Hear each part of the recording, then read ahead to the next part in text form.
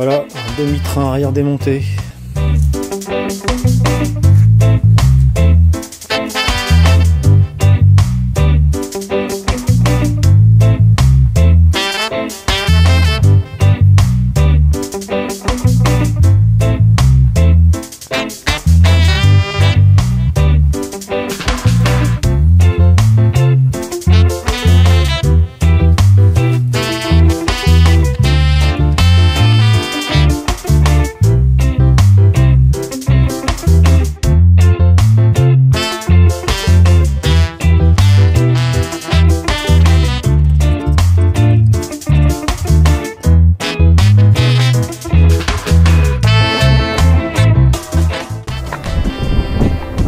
Il y a deux vis, deux boulons d'huile pour enlever le petit le petit cache-poussière, ou je sais pas comment ça s'appelle cette merde.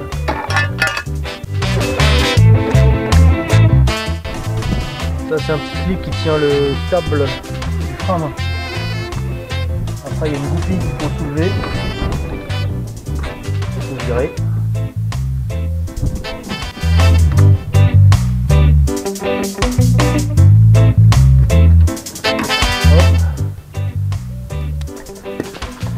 La paire pour mieux, c'est mieux. La petite goupille.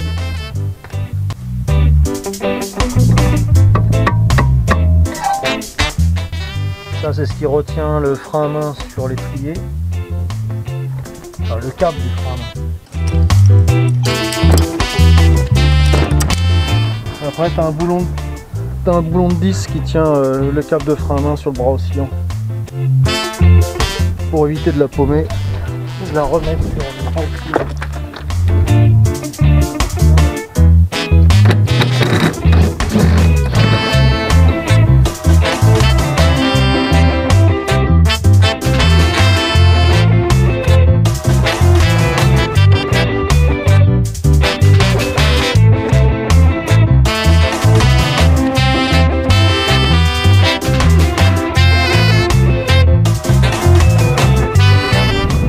Ride de frein à retirer là,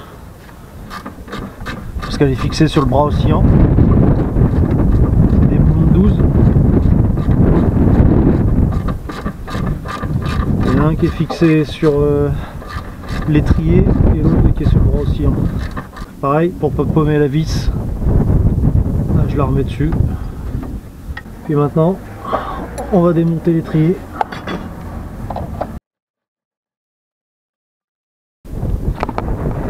Là, je fixe l'étrier avec un bout de fil électrique sur le ressort de l'amortisseur, puisque lui va rester là pour l'instant, et ça me permet de démonter tout le reste. Allez, on continue.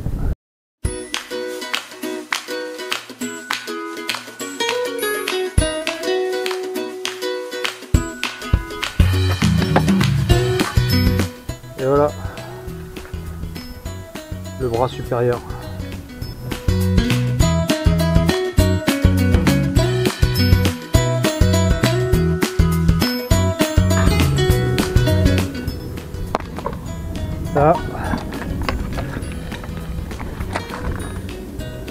Là on a le bras inférieur. J'ai laissé la vis de la barre stable dessus, comme ça je sais laquelle c'est. Parce que là il y a déjà tout un paquet de vis. Je sais pas si je vais me rappeler de qui va où. On verra ça au remontage. Alors prochaine étape, il faut qu'on enlève le bras oscillant.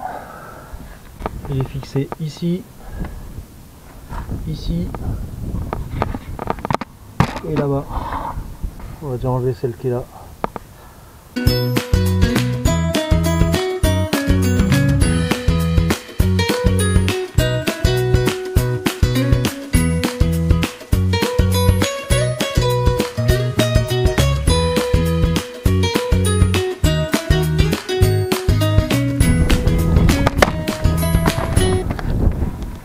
Hé, t'es tombé.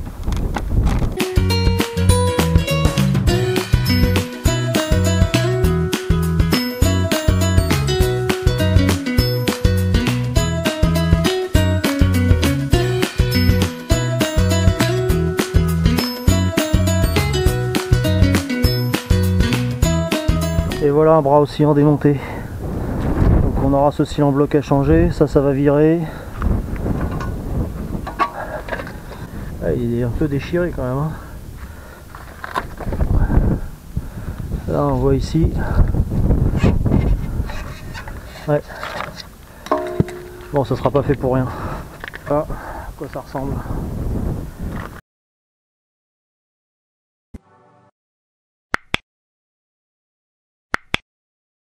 Alors voyons voir comment c'est. Alors tu vois là le bac de roue de secours, comment il est tout pourri. Ça je vais y mettre un coup de Karcher. Je vais voir dans quel état c'est. Si c'est très abîmé, bah je le frotterai et puis je vais mettre un coup d'anti-gravillon. Là ici le dessous de la caisse il n'est pas abîmé. De toute façon j'avais vu au contrôle technique, je suis passé dans la fosse avec le gars et ça m'a permis de voir le dessous de la voiture qui n'est pas abîmé. Ça c'est un bon point. Donc là je gratterai un petit peu ici. Ah bah c'est pas mal. Bon allez, on va faire un peu de nettoyage.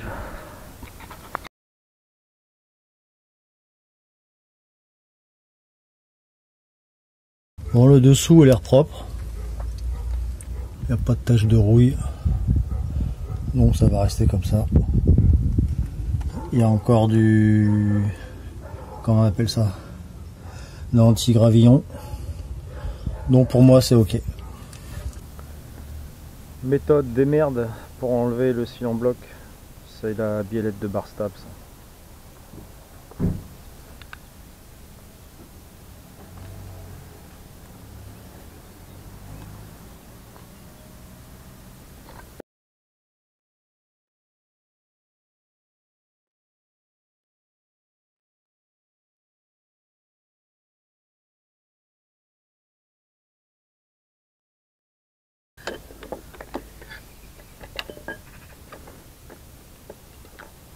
Et voilà, c'est fait.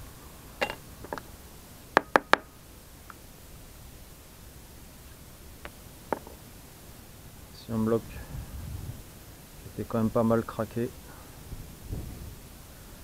Ouais, c'est un peu de la merde quand même. Bon voilà, je vais nettoyer tout ça. Et on mettra les neufs après.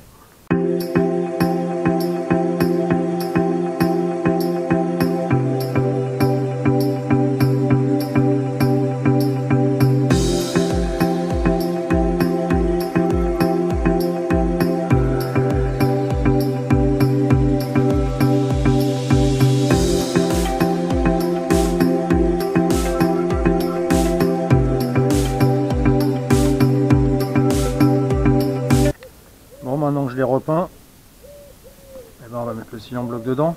Même méthode que tout à l'heure, méthode un peu manouche on va dire.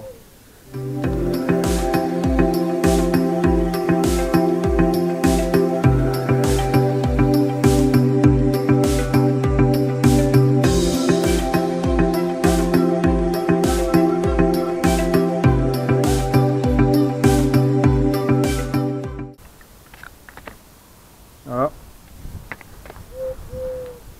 Maintenant, on va mettre l'axe.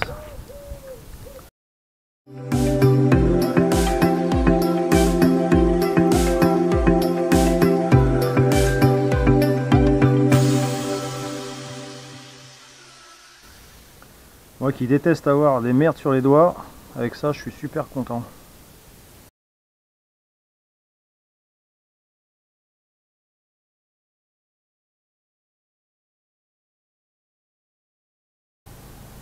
Voilà, un cil en bloc tout neuf dans la biellette de Barstab.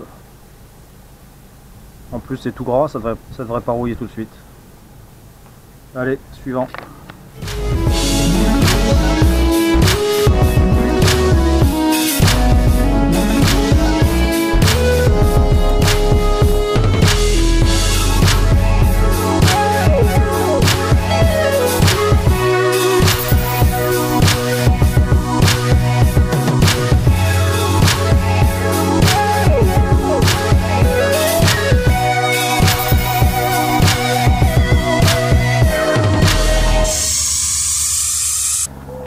Bon, celle-là, ça s'est fait pas trop mal. Par contre, de ce côté-là, j'ai galéré pendant montre en main peut-être 2 heures. Bon, finalement, ce qu'il a fallu que je fasse, c'est poncer à l'intérieur, il y avait un résidu de peinture. Et c'est vrai que depuis que j'ai fait ça, j'ai réussi à mettre ce côté. Donc j'ai reproduit la même chose pour celui-là.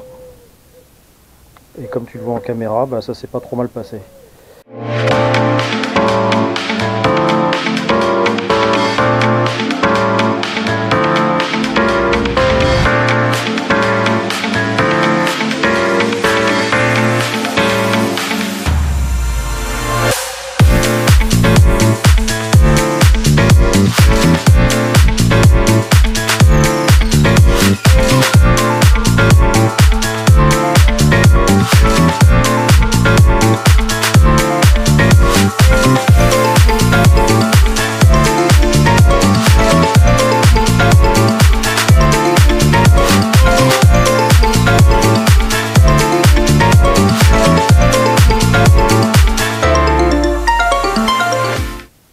J'ai mis du téflon, j'ai vu cette astuce sur YouTube, un gars qui met du téflon plus de la graisse, et ça évite apparemment les grincements.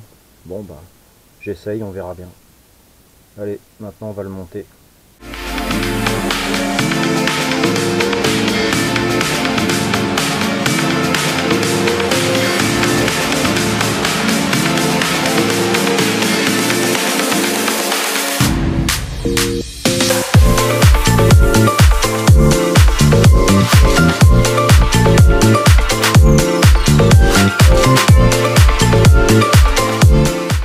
Tu verras pas le pressage parce que ça a merdé avec la caméra, je sais pas, j'ai mal appuyé sur le bouton, enfin je sais pas ce que j'ai foutu.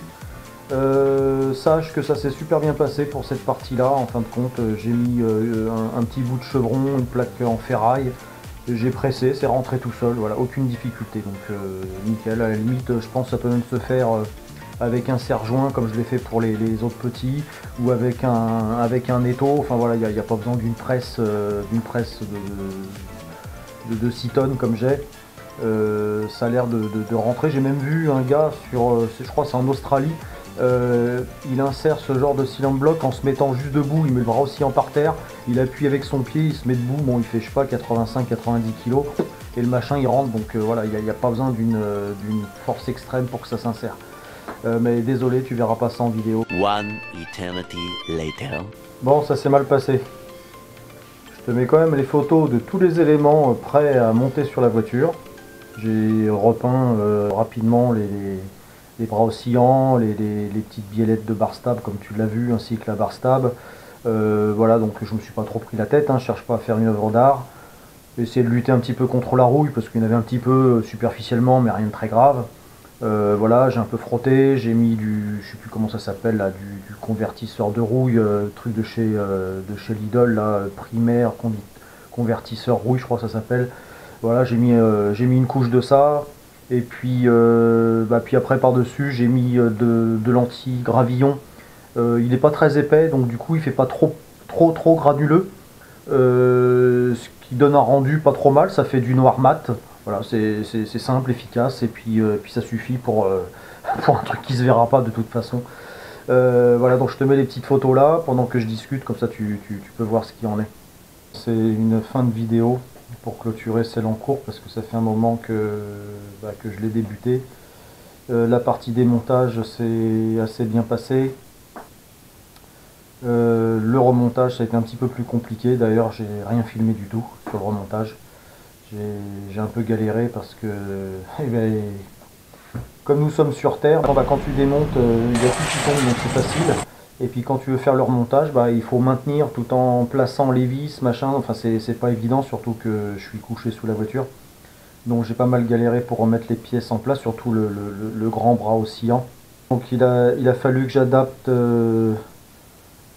le triangle du carrossage, les trous tombent pas pile poil en face, donc il y a un des deux trous que j'ai dû agrandir un petit peu.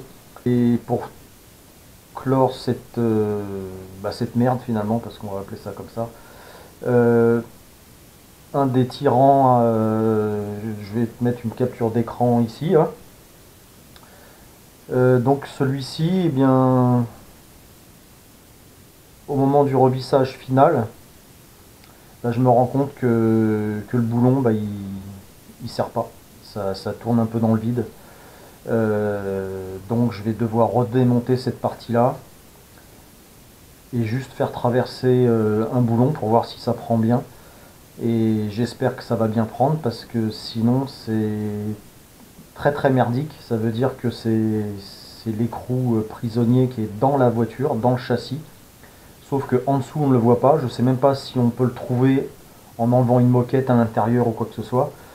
Et donc là ça va devenir compliqué du coup de remettre la voiture en état, parce que si je peux pas serrer ce boulon là, t'imagines bien que le train arrière il n'est pas solidaire comme il faudrait, et du coup je me retrouve avec une voiture qui n'est plus utilisable, donc ça me fout un peu les boules. Autre chose qui a empêché de faire le montage final, c'est les bras inférieurs. Je te remets une image ici. Ça n'est pas compatible avec les amortisseurs de Rover. Donc j'avais acheté sur le Bon Coin 2 amortisseurs pour Honda, je sais plus, CRX, Civic, enfin peu importe, enfin, qui est compatible avec ce genre de bras inférieur. Sauf que lorsque j'ai voulu démonter les ressorts pour les basculer sur les autres amortisseurs, et naturellement c'est pas les mêmes. Donc les amortisseurs de Rover ont des ressorts spécifiques, et les amortisseurs de Honda ont des ressorts spécifiques, parce que la base de l'amortisseur où le ressort vient se poser dessus, eh bien, il n'est pas situé à la même hauteur sur les deux amortisseurs, il n'a pas le même diamètre non plus, ce qui fait que le ressort de Rover ne s'intègre pas bien dedans. J'ai l'impression qu'il est un petit peu plus large. Donc je suis en quête d'une paire de ressorts de Civic, ou alors sinon je vais devoir acheter des combinés filetés ou un truc comme ça. Ce qui m'embête, c'est que si j'achète des combinés filetés pour Honda, ceux de l'avant ne se montent pas, parce que c'est des trains avant qui sont totalement différents de ceux des Civic. Donc ça, du coup je vais me retrouver à acheter 4 amortisseurs et je pourrai en utiliser que 2. Voilà, donc je réfléchis à tout ça. Donc il y aura une deuxième partie pour la vidéo. Et pour l'instant je vais mettre celle-ci en ligne, histoire de faire du contenu sur la chaîne, parce qu'il n'y a déjà pas du contenu régulier. Et s'il n'y a pas un petit peu de vues, et en fait moi je cherche pas à faire une compétition, comme je l'avais dit dans la vidéo de présentation, YouTube c'est pas mon gagne-pain. Moi j'ai un boulot, je gagne ma vie à côté, je fais ça un petit peu pour le fun. Ce qui me plairait, c'est d'avoir au minimum 500 abonnés, parce que ça me permet en fait de débloquer certaines fonctionnalités sur YouTube. Auparavant c'était 1000 abonnés, ils sont descendus à 500, et d'avoir 500 abonnés, ça me permet d'accéder à l'onglet communauté, de pouvoir mettre quelques trucs à l'intérieur, et puis bon, j'ai pas tout regardé dans le détail, mais voilà, ça donne accès à d'autres fonctions sur YouTube. Après, moi, d'avoir 500 abonnés, d'en avoir 10 000 ou 50 000, voilà, ça m'est égal, je cherche pas ça, en tout cas pas pour gagner du fric, parce que je vais pas avoir les vues d'un Squeezie ou d'un La Boiserie, quoi. Ça ne m'intéresse pas d'en arriver à ce sujet-là, à ce stade-là, voilà, parce que faire des vidéos tout le temps, j'ai pas le temps, comme je l'avais dit également en première vidéo. Voilà, donc on va s'arrêter là pour l'instant. Et puis j'espère pouvoir revenir rapidement. Il va falloir que je m'occupe de l'échappement, donc je ferai peut-être une petite vidéo intermède juste pour l'échappement arrière, parce que j'ai vu qu'il était esquinté. Bon, j'en parle pas trop ici, puisque sinon ça sert à rien de faire une autre vidéo ensuite. Voilà, donc clique sur le pouce, clique sur abonner si c'est pas fait, comme je te dis, pour essayer d'atteindre les 500 et débloquer des fonctionnalités. Et puis bientôt. Allez, tchuss. Au revoir.